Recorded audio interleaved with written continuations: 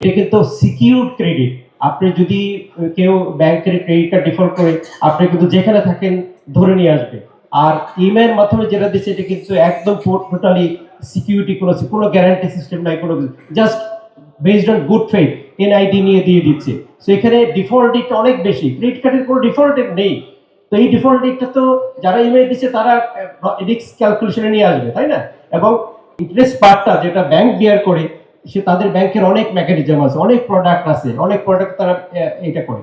আর এখানে যারা ইএমআই দিচ্ছে এইখানে ইএমআই এর মধ্যে অ্যাকুমুলেট হচ্ছে। এনিওয়ে বাংলাদেশে ইএমআই শুরু হচ্ছে, এটা আমরা সাধুবাদ জানাই। হয়তো পর্যায়ক্রমে এটা অনেক পরিশুদ্ধ হবে, আরো ফাইন টিউন হবে, আরো অ্যাট্রাকটিভ হবে, এবং এই যেহেতু শুরু হয়েছে এটাকে আরো নেক্সট লেভেল যাবে। আপনার ফার্স্ট কোশ্চেন ছিল যে আমাদের একটু বলবেন ভাই, ভুলে গেছি। যে বৈধ ডিভাইস শিকার হচ্ছে, এটা আমাদের সব ডিটেলস তথ্য নেই। তবে একটা জিনিস, যে এখনো কিন্তু যে সিস্টেমে যে আমরা দেখেন যে গত একদম 97 থেকে যত ডেটা অপারেটর আছে সবগুলো ডেটা এখন এই এরিয়ার সিস্টেমে এসেছে, যেটা আমরা বিটিএস থেকে জানতে পেরেছি। সুতরাং এখানে অনেক ধরনের হিউজ ডাটা, ডুপ্লিকেট ডাটা এখানে আছে। তো সেখানে কিছুটা ম্যালফাংশন করতে পারে, যেটা ওনারা প্রতিনিয়ত কাজ করছে এবং আমাদেরকে রিকোয়েস্ট করছে যার কাছে যে জিনিসটা পায়, এই যে 2-3 মাসের উইন্ডো পিরিয়ড, এই যত ধরনের কারেকশন আছে, মডিফিকেশন তারা করবে এবং কোনো বৈধ গ্রাহক এখানে হয়রানির শিকার হবে না, সেটা তারা করছে।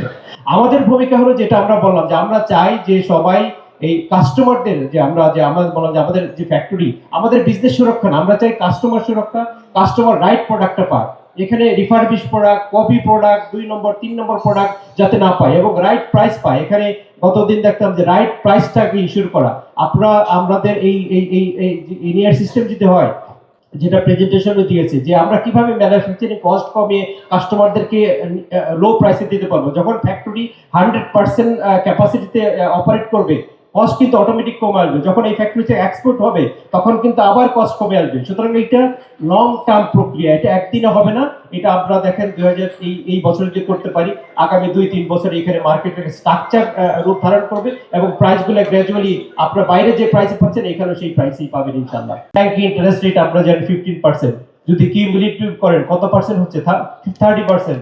মার্কআপ কত করতে হচ্ছে? 30-35%। সুতরাং ইএমআই এর মাধ্যমে কেউ প্রফিট করছে না, দ্যাট ইজ ফর শিওর।